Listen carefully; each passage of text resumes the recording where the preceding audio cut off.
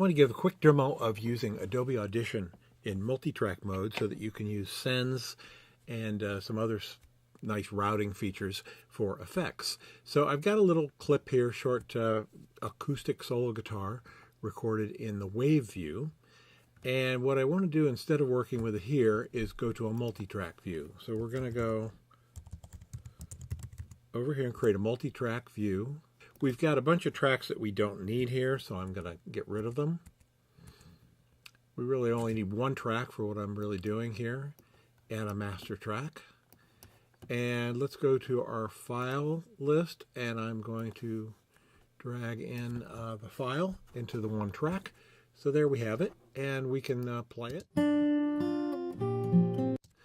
But what I want to do now, well, first of all, I can apply effects directly to this track if I want to. For example, EQ would be a perfect example, or compression for that matter. But let's put a little bit of EQ on this directly onto the track.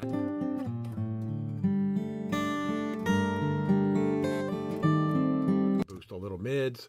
Doesn't really need much, but just as a demo, that's what I'll do. Now, what I want to do for the next thing is I want to add some reverb, and for this I'm going to use a send. So right here is the send list. You have to select up here if you want to see it. We can actually see effects for that channel right here, or we can see sends.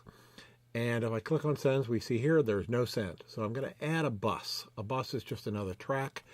It'll create a bus automatically here for us when I select add bus, and it's already selected. Now on this bus, because it's just another track, I can do whatever I'd like here. I can go in and I can add reverb or something. I'm going to use a convolution reverb that's built into Adobe Audition. It has a lot of nice reverbs already built in. I want to have a lot of reverb on this track, so let's go with the Unreal Chamber. And I don't want a large bathroom. I want, massive, no, let's not do massive cavern. That sounds too big. Let's do a medium-sized cave. And let's see what that sounds like. So now the reverb is on the bus. It's not on this track. And this control right here determines how much of the signal we're going to send to the bus. So let's listen.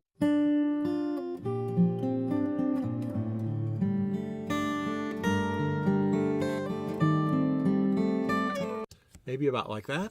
That's actually kind of a nice sounding reverb. I'm not too unhappy with that.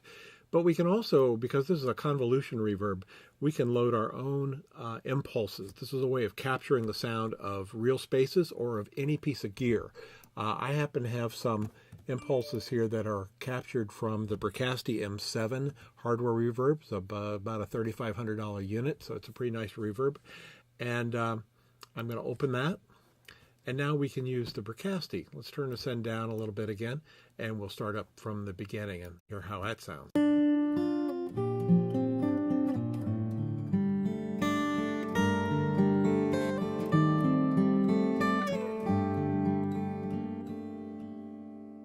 So one of the nice things about using a send is that we can put additional effects and manipulate the effects themselves. For example, I'd like to do some pre-EQ to this reverb. So I select the bus. Let's move this down just to make room. I'm going to add some EQ before the reverb. And one of the things with especially a long reverb like this is it can be kind of overwhelming on the low end. So I'm just going to roll off some low end off of the EQ. This won't affect the main track. It's only going to affect the bus. So it's going to affect what's fed into the reverb, and it's going to cut some low end off of the reverb. So let's hear how that sounds.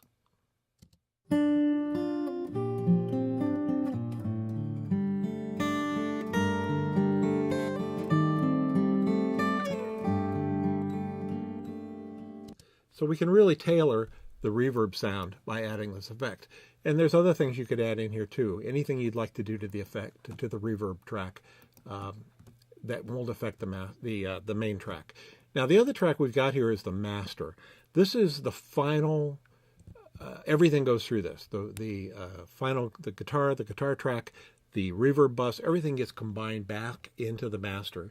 So in the master bus, any effect we'd like to apply overall we can do, and usually that's kind of a mastering type step. I'm going to use isotope ozone, which is not part of Audition. This is a third-party plugin I have, but it's a really nice mastering step.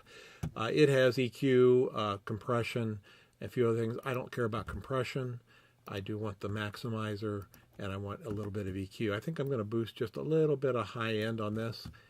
And let's take a look at how the signal strength looks. The maximizer is just a really nice smooth compression that you can use to push this up to a CD release level. So let's see how that sounds.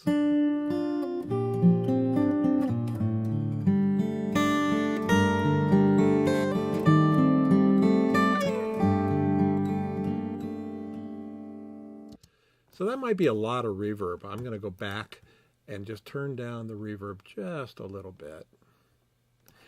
And then I'm going to go back to my master track. I also hear a few boomy notes that I'm going to use. That has nothing to do with Audition, but it's a feature of Ozone. It's really nice. Dynamic EQ. I can go in and isolate a particular boomy note and sort of compress it a little bit just on the frequencies that are affected. So I think I'm hearing, oops, that's a low pass. I think I'm hearing something around 200 or so that I'd like to reduce a little bit. Let's.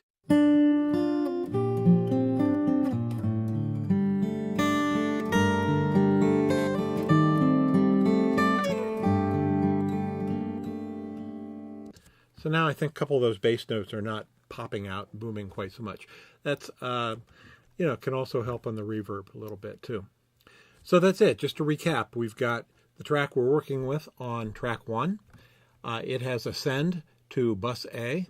I can control how much of the signal gets sent to bus A.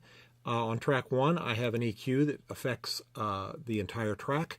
On bus A, I have an EQ before a reverb. I can control how much sound we have from the reverb, either from the level of this track or from how much we send to the track. Either way works fine.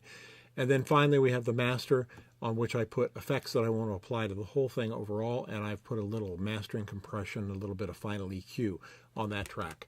Let's just wrap up by hearing what I've got. This may not be perfect because we're sort of doing this live, but I would tweak this from here and try to get the final tone I want to dial in.